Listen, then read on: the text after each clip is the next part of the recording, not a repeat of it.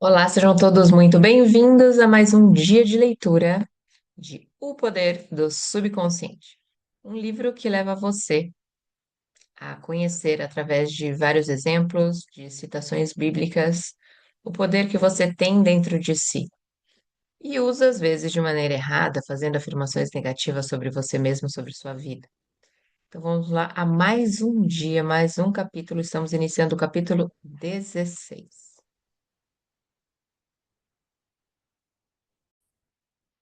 Seu subconsciente e a harmonia nas relações humanas. Um conceito vital que você aprendeu ao estudar esse livro é que seu subconsciente é como uma máquina de gravação que reproduz fielmente o que quer que você impressione sobre ele. Esta é uma das razões para que a regra de ouro seja tão importante para criar e manter um equilíbrio harmonioso em suas relações com os outros. Tudo o que quereis que os homens vos façam, fazei vós a eles. Esta é a lei dos profetas. Mateus 7, versículo 12. Esta lição tem significados interiores e exteriores. O significado interior diz respeito à conexão entre sua mente consciente e subconsciente. Parafraseando as escrituras, da maneira que você quer que as pessoas pensem a seu respeito, pense você sobre elas da mesma maneira. Da maneira que você quer que as pessoas sintam a seu respeito, sinta você sobre elas da mesma maneira. Da maneira que você quer que as pessoas ajam na sua direção, haja você em direção a elas da mesma maneira. Por exemplo, você pode ser educado e cortês com alguém em seu escritório, mas quando ele vira as costas, você é muito crítico e ressentido em direção a ele em sua mente. Tais pensamentos negativos são altamente destrutivos para você. É como tomar veneno. A energia negativa que você está gerando rouba a sua vitalidade, entusiasmo, força, orientação e boa vontade. À medida em que esses pensamentos negativos e emoções se afundam no seu subconsciente, eles causam todos os tipos de dificuldades e males na sua vida. A chave mestra para o relacionamento feliz com os outros. Não julgueis, para que não sejais julgados. Pois, do mesmo modo que você julgardes, vos julgarão. E com a medida em que tiverdes medido, vos medirão também. Mateus 7, versículos 1 e 2. A chave para as relações harmoniosas com os outros reside no estudo minucioso destes versos e da aplicação das verdades interiores que eles representam. Para julgar e chegar a um veredicto mental ou conclusão em sua mente, é preciso pensar. A imagem ou ideia que você tem a respeito da outra pessoa nada mais é que o seu pensamento, porque você é quem está pensando, julgando isso. Seus pensamentos são criativos, portanto, você realmente cria sua própria experiência com o que você pensa e sente sobre a outra pessoa. A sugestão que você dá a outro, você dá a si mesmo da mesma maneira, porque sua mente é a forma criativa. É por isso que se diz: do mesmo modo que julgardes, vos julgarão. Isso significa que na aplicação das normas e critérios para os outros, você cria esses padrões e critérios em seu subconsciente, que em seguida os aplica para você. Depois de conhecer esta lei e compreender a forma como o seu subconsciente funciona, você vai sempre ter o cuidado de pensar, sentir e agir direito em relação aos outros. Para fazer isso, você deve criar uma situação de ação correta de sentimento e pensamento em direção a si mesmo. E com a medida em que tiver desmedido, vos medirão também. O bem que você faz para os outros volta para você na mesma medida. E o mal que você faz retorna para você pela lei da sua própria mente. Se alguém trapaceia e engana o outro, está trapaceando e enganando a si mesmo. Seu sentimento de culpa e perda de humor inevitavelmente atrairão perda para ele de alguma forma, em algum momento. Seu subconsciente registra seu ato mental e reage de acordo com a intenção mental ou sua motivação. Sua mente subconsciente é impessoal e imutável. Não considera pessoas nem respeita filiações religiosas ou instituições de qualquer tipo. Não é piedosa e nem vingativa. A maneira de pensar, sentir e agir em relação aos outros retorna finalmente sobre você mesmo. As manchetes diárias o deixam doente. Comece agora a observar a si mesmo. Observe suas reações às pessoas, condições e circunstâncias. Anote-as em um caderno para estudá-las depois. Como você reage aos eventos e notícias do dia?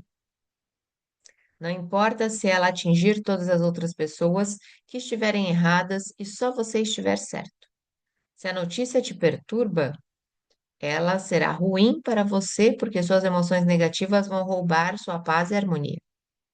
Uma mulher me escreveu para pedir ajuda com o marido. Ela explicou que ele ficava com raiva cada vez que ele lia o que os certos colunistas escreviam nos jornais. Ela acrescentou que essa reação constante de raiva e fúria reprimida por parte dele era muito ruim para sua pressão alta. O médico dele tinha dito para ele encontrar uma maneira de reduzir o seu estresse através de um recondicionamento emocional. Convidei a este homem para vir me ver. Expliquei-lhe a forma de funcionamento da mente. Ele entendeu que ele estava sendo emocionalmente imaturo ao ficar irritado por causa de um artigo no jornal, mas ele não tinha percebido o dano que a raiva dele estava causando ao seu próprio corpo e mente. Ele começou a perceber que ele deveria dar ao colunista a liberdade de expressar-se, mesmo se ele discordasse com ele politicamente, religiosamente ou de qualquer outra forma. Da mesma forma, a colunista deveria lhe dar a liberdade de escrever uma carta ao jornal discordando de suas declarações públicas. Ele aprendeu que ele poderia discordar sem ser desagradável. Ele despertou para a verdade que nunca é o que alguma outra pessoa diz ou faz que o afeta. Pelo contrário, é a sua própria reação que é dito ou feito que importa. Essa explicação ajudou este homem a alcançar uma cura. Ele percebeu que, com um pouco de prática, ele poderia dominar suas birras da manhã. Sua esposa, mais tarde, disse-me que ele até aprendeu a rir de algumas das coisas que os colunistas tinham escrevido e ele discordava. Ele também aprendeu a rir de si mesmo pelo antigo costume de reagir tão fortemente. Os artigos de jornal já não têm o poder de perturbar, angustiar e irritá-lo. A hipertensão está mais sob controle, como resultado de seu maior equilíbrio emocional e serenidade. Eu odeio as mulheres, mas gosto dos homens. Cíntia era uma secretária executiva de uma grande corporação. Ela me procurou porque se sentia muito amarga em relação a algumas das mulheres em seu escritório. Ela acreditava que elas estavam fofocando e, como ela disse, espalhando mentiras cruéis sobre ela. Quando perguntei, ela admitiu que ela teve muitos problemas em seus relacionamentos com outras mulheres. Ela disse: Eu odeio as mulheres, mas gosto dos homens. Conforme eu continuei a falar com ela, eu descobri que Cíntia se dirigia às pessoas supervisionadas por ela com um tom de voz muito altivo, imperioso e irritante. Havia uma certa pompa em seu modo de falar e eu pude ver que seu tom de voz desagradável afetava algumas pessoas. Ela não percebia isso. Para ela, o fato importante era que suas colegas de trabalho tinham prazer em tornar as coisas difíceis para ela. Se todas as pessoas em seu escritório ou fábrica o irritam, Não é possível que esse aborrecimento e a agitação podem podem ser devido a algum padrão subconsciente ou projeção mental que está vindo de você? Todos sabemos que um cão vai reagir ferozmente se você odiar ou tiver medo de cães. Animais captam vibrações em seus subconscientes e reagem em conformidade. É tão ultrajante aceitar que os seres humanos são tão sensíveis como cães, gatos e outros animais a esse respeito? A esta mulher que odiava mulheres, eu sugeri um processo de oração. Expliquei-lhe que quando ela comece a se identificar com os valores espirituais e começasse a afirmar as verdades da vida, o ódio das mulheres iria desaparecer completamente junto com os padrões vocais e maneirismos que transmitiam seu ódio aos outros. Ela ficou surpresa ao saber que nossas emoções podem ser transmitidas através da fala, gestos, escrita e em todos os aspectos de nossa vida. Como resultado da nossa conversa, Cíntia parou de se comportar com sua forma atípica, ressentida e zangada. Ela estabeleceu um padrão de oração que ela praticava regularmente, sistematicamente e conscientemente no escritório. Esta foi a oração que ela usou com tal sucesso. Penso, falo e ajo amorosamente, calmamente e em paz. Eu agora irradio amor, paz, tolerância e bondade a todos aqueles que me criticaram e falaram sobre mim. Eu apoio meus pensamentos sobre a paz, harmonia e boa vontade para todos. Sempre que estou prestes a reagir negativamente, digo firmemente para mim: eu penso, falo e ajo do ponto de vista do princípio da harmonia, saúde e paz dentro de mim. A inteligência criativa guia, governa e me orienta em todos os meus caminhos. A prática desta oração transformou a vida dela.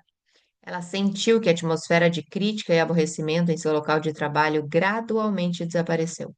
Suas colegas de trabalho se tornaram amigas e companheiras na jornada da vida. Ela descobriu a verdade, que não temos ninguém para culpar, nem ninguém para mudar, além de nós mesmos. Seu discurso interno procrastinou a sua promoção. Um dia, Jim, um representante de vendas, veio falar comigo. Ele estava profundamente perturbado pelas dificuldades que ele tinha com o gerente de vendas da empresa em que ele trabalhava. Jim estava na empresa há 10 anos, sem receber qualquer promoção ou reconhecimento de qualquer tipo. Ele me mostrou seus números de vendas. Eu pude facilmente ver que eles eram proporcionalmente superiores aos de outros representantes de vendas da região. Sua explicação foi que o gerente de vendas não gostava dele. Ele alegou que ele era tratado injustamente. Em conferências, o gerente ridicularizava suas sugestões e às vezes era ativamente rude com ele. Depois de discutir sua situação mais detalhadamente, sugeri a Jim que a causa estava em grande parte dentro dele mesmo. Seu conceito e crença sobre seu chefe justificavam a reação do mesmo. E com a medida com que tiverdes medido, vos medirão também. Jim estava medindo mentalmente o gerente de vendas como sendo cruel, preconceituoso e rabugento. Jim estava cheio de amargura e hostilidade contra o gerente. À medida em que trabalhava, ele reduzia, perdão, à medida em que trabalhava, ele conduzia uma vigorosa conversa consigo mesmo, cheio de críticas, argumentos mentais, recriminações e denúncias contra seu gerente de vendas. O que Jim expressava mentalmente, ele inevitavelmente recebia de volta. No final da nossa conversa, Jim percebeu que seu discurso interior era altamente destrutivo ou construtivo de forma contrária. A intensidade e a forma de seus pensamentos silenciosos e suas emoções, a condenação mental e descrédito dados ao gerente de vendas que ele ensaiava entrava em sua mente subconsciente. Isso voltava na reciprocidade negativa do seu chefe, bem como a criação de outros distúrbios pessoais físicos e emocionais. Com minha insistência, Jim começou a rezar com frequência da seguinte maneira: eu sou o único pensador no meu universo. Eu sou responsável pelo que eu penso sobre meu chefe. Meu gerente de vendas não é responsável pela forma como eu penso nele. Eu me recuso a dar poder a qualquer pessoa, lugar ou coisa, nem para me irritar, nem para me perturbar. Eu desejo saúde, sucesso, paz de espírito e felicidade para meu chefe. Eu sinceramente desejo-lhe bem e sei que ele é divinamente guiado em todos os seus caminhos. Ele repetiu esta oração em voz alta, lentamente, em silêncio e sensivelmente, sabendo que sua mente é como um jardim, em que tudo o que ele planta no jardim virá adiante segundo as sementes de sua espécie. Eu também disse a ele para praticar a visualização de imagens mentais antes de dormir. Ele criou um cenário em que seu superior lhe dava os parabéns por seu excelente trabalho, o elogiava pelo seu zelo e entusiasmo e comentava sobre as maravilhosas avaliações que recebia dos clientes. Ele sentiu a realidade de tudo isso. Ele sentiu o aperto de mão do chefe dele, ouviu o tom de voz dele e o viu sorrindo. Ele fez um filme mental, dramatizando-o de sua melhor forma. Noite após noite ele repetia este filme mental, sabendo que seu subconsciente era o meio receptivo em que sua imaginação consciente seria impressa.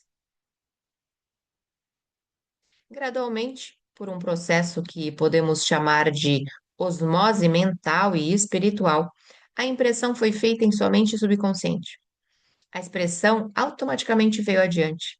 O gerente de vendas de Jim posteriormente o chamou a São Francisco, felicitou-o e deu-lhe uma promoção para gerente de vendas da divisão, com um grande aumento de responsabilidades e um substancial aumento de salário.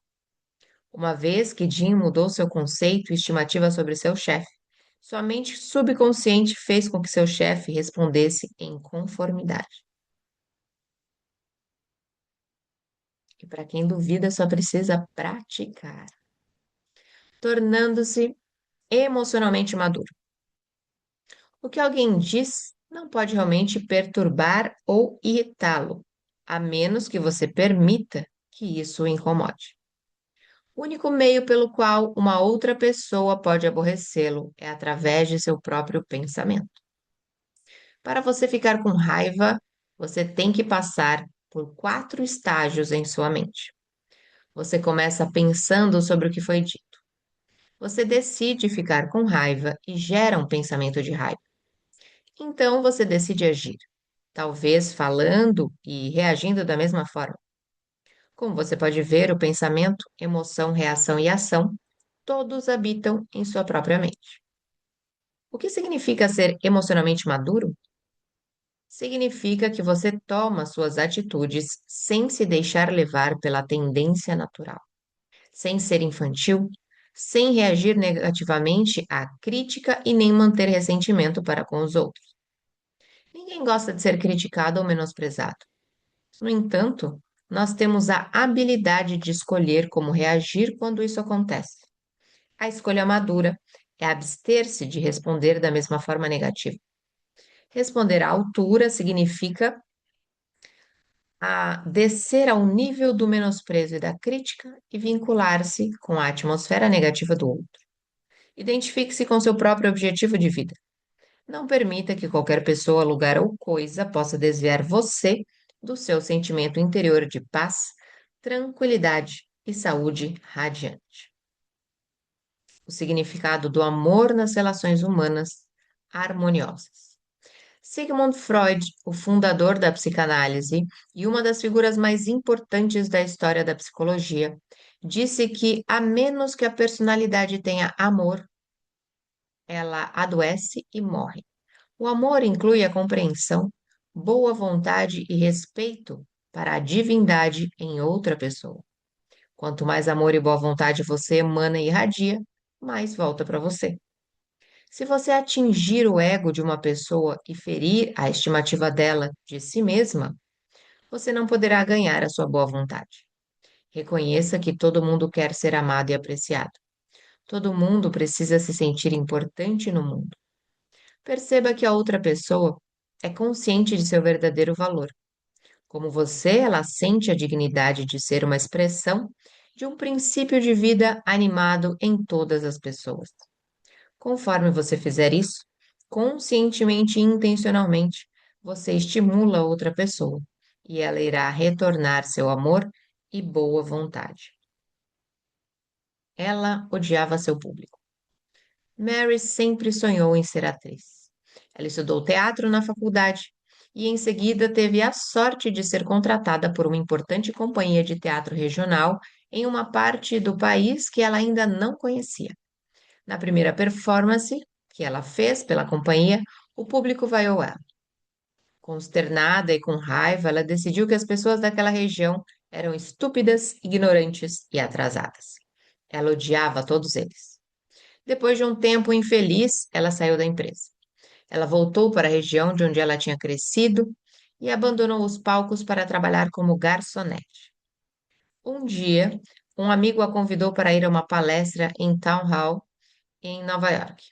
O tema foi como ir além de nós, não, como ir além com nós mesmos. Esta palestra mudou sua vida. Ela começou a ver que ela realmente tinha exagerado em sua primeira experiência com a companhia regional. Ela admitiu para si mesma que a apresentação que ela fez na primeira vez não foi boa e que, por ser uma novata na companhia, ela provavelmente não tinha dado o seu melhor.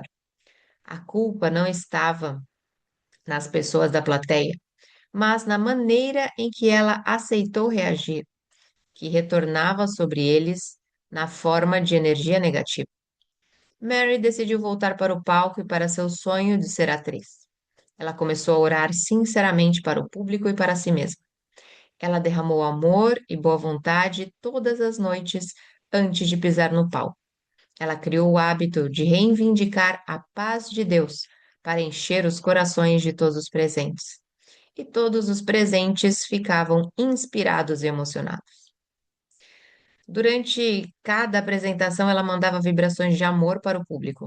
Hoje, ela tem uma carreira importante no teatro. Ela transmite a sua boa vontade e estima pelos outros. E eles reagem da mesma maneira, lidando com pessoas difíceis. Não deve ser uma surpresa saber que algumas pessoas no mundo são difíceis. Elas são confusas e distorcidas mentalmente.